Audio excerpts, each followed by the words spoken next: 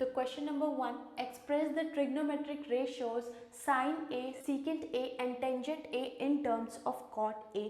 आपको ये जो साइन ए, सीकेंट और टेंजेंट है, आपको इनकी वैल्यूज लिखनी है in terms of cot A. तो सबसे पहले लिखते हैं साइन ए की। साइन ए जो होता है वो कॉसिकेंट का रेसिप्रोकल फंक्शन होता है, तो इसको हमने लिख दिया 1 में कॉसिकेंट ए। ठीक है, उसके बाद ट्रिग्नोमेट्रिक आइडेंटिटीज होती हैं that cosecant square A minus में cot square A is equal to 1। ठीक है, हमें इसको लिखना है कॉट ए की फॉर्म में। तो अगर हमें यहाँ से कॉसिकेंट की वैल्यू चाहिए हो तो वो क्या हो जाएगी, that cosecant square A is equal to 1 plus में कॉट स्क्वायर ए। ठीक है, और यहाँ पे स्क्वायर है बट यहाँ पे स्क्वायर नहीं है, इट मीन्स इसकी वैल्यू निकालने के लिए हमें करना पड़ेगा इसका रूट 1 प्लस में कॉट स्क्वायर ए। ठीक है, तो यहाँ पे हम इसको लिख सकते हैं 1 upon under the root 1 plus में कॉट स्क्वायर ए। ये आ गया आपके पास पहला ट्रिग्नोमेट्रिक फंक्शन। ठीक है, उसके बाद आ जाओ दूसरे पे, सीकेंट ए। सीकेंट ए को कैसे लिखना है, सीकेंट स्क्वायर ए माइनस में tangent square A is equal to 1। This is the next trigonometric identity. तो अगर हमें यहाँ से सीकेंट की वैल्यू चाहिए हो, क्या हो जाएगी 1 प्लस में टेंजेंट स्क्वायर ए, एंड ये तो सीकेंट स्क्वायर की है, अगर हम सीकेंट ए की निकालना चाहें वो हो जाएगी अंडर द रूट 1 प्लस में टेंजेंट स्क्वायर ए, यही होती है। तो यहाँ पे ये जो सीकेंट ए है सबसे पहले हम लिखेंगे in terms of tangent. Secant A is equal to under the root 1 plus में टेंजेंट स्क्वायर ए।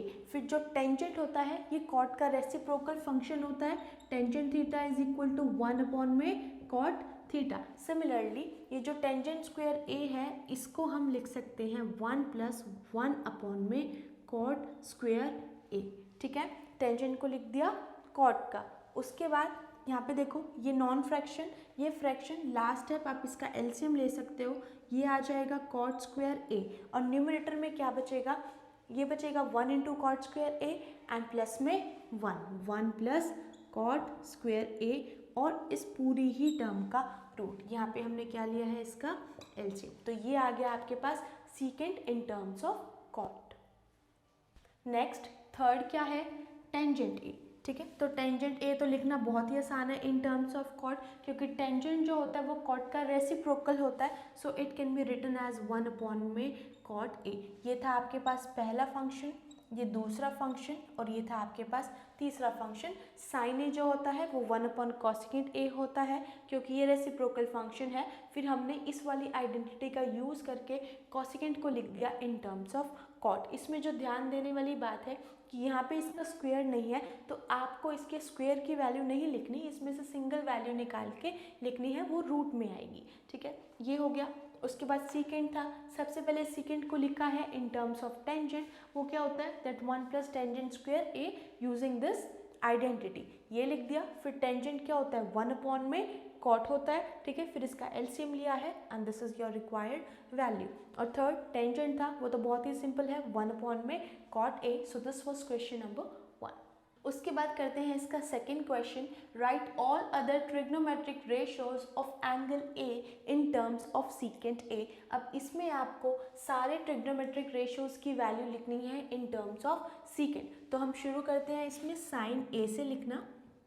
ठीक है, अब साइन ए को देखो, sine A can be written as sine A upon में कॉस ए इंटू में कॉस ए। ठीक है, ऐसे लिख सकते हैं हम, क्योंकि कॉस से हमने मल्टीप्लाई भी किया है और डिवाइड भी किया है, तो इसका कुछ इफेक्ट नहीं आता, ये कैंसिल हो जाता है। ठीक है, तो इसको हमने लिख दिया इस वाली फॉर्म में।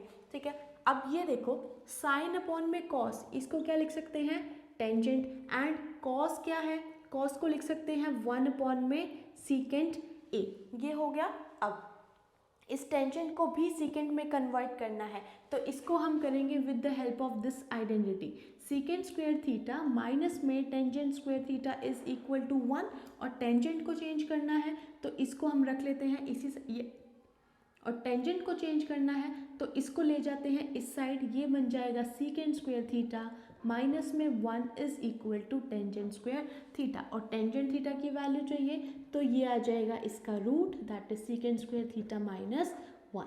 ठीक है, इसकी वैल्यू को यहाँ पे डाल दो, tangent theta that is under the root secant square theta minus में 1 एंड इनटू में 1 अपॉन में सीकेंट ए, यहाँ पे आ जाएगा ए, सॉरी, ठीक है। ये आ गया आपके पास sine in terms of secant. अब नेक्स्ट फंक्शन हम निकालेंगे यहाँ पे कॉसिकेंट ए, ठीक है। कॉसिकेंट ए क्या होता है, 1 अपॉन में साइन ए। तो जो भी आपने ये साइन ए की वैल्यू निकाली है इसका रेसिप्रोकल कर देंगे, तो ये आ जाएगा आपके पास सीकेंट ए ऊपर and divided by under the root secant square A minus में 1, ठीक है। आपके पास साइन ए आ गया और कॉसिकेंट ए भी आ गया।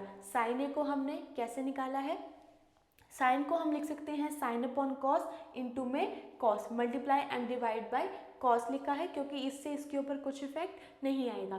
फिर साइन अपॉन में कॉस क्या होता है, टेंजेंट, एंड कॉस है, कॉस होता है 1 अपॉन में सीकेंट ए, ठीक है। उसके बाद टेंजेंट को भी सीकेंट की फॉर्म में कन्वर्ट करना था, तो हमने यूज़ किया है इस वाली आइडेंटिटी का। यहाँ से सीकेंट स्क्वायर थीटा माइनस में tangent square theta is equal to 1 होता है। तो अगर हम इस टेंजेंट को दूसरी साइड लेके गए हैं, इस 1 को इस साइड लिए, यहाँ से आ गई ये टेंजेंट की वैल्यू और ये वैल्यू यहाँ पे डाल दी। उसके बाद कॉसिकेंट है वो 1 अपॉन साइन होता है, तो जो भी ये वैल्यू आई है इसका रेसिप्रोकल कर दिया। दो फंक्शंस आ गए। नेक्स्ट हम निकालते हैं यहाँ पे टेंजेंट ए। देखो यहाँ पे ये जो टेंजेंट ए था इसको हमने क्या लिखा था, सीकेंट स्क्वायर ए माइनस में 1। सेम हम इसको यहाँ पे भी लिख सकते हैं under the root secant square A minus में 1, ठीक है। उसी आइडेंटिटी का यूज़ करके एक और वैल्यू आ गई और हमें क्या निकालना है, साइन हो गया, कॉसिकेंट हो गया, टेंजेंट हो गया। कॉट पे आ जाओ, कॉट ए, कॉट ए को कहाँ हम क्या लिख सकते हैं, 1 अपॉन में टेंजेंट ए। कॉट जो होता है टेंजेंट का रेसिप्रोकल होता है, तो इसका हम कर देंगे reciprocal 1 upon under the root secant square A minus में 1। ये आपके पास कॉट भी आ गया इन टर्म्स ऑफ सीकेंट। उसके बाद sine, cosecant, tangent and cot. अब रह गया आपके पास कॉस ए। कॉस जो होता है वो तो 1 अपॉन में सीकेंट ए ही होता है, ठीक है, क्योंकि ये रेसिप्रोकल फंक्शंस हैं। तो ये आ गए आपके पास सारे trigonometric functions in terms of secant. ये था साइन ए यहाँ पे, ठीक है, and this was cosecant A. So this was question number 2।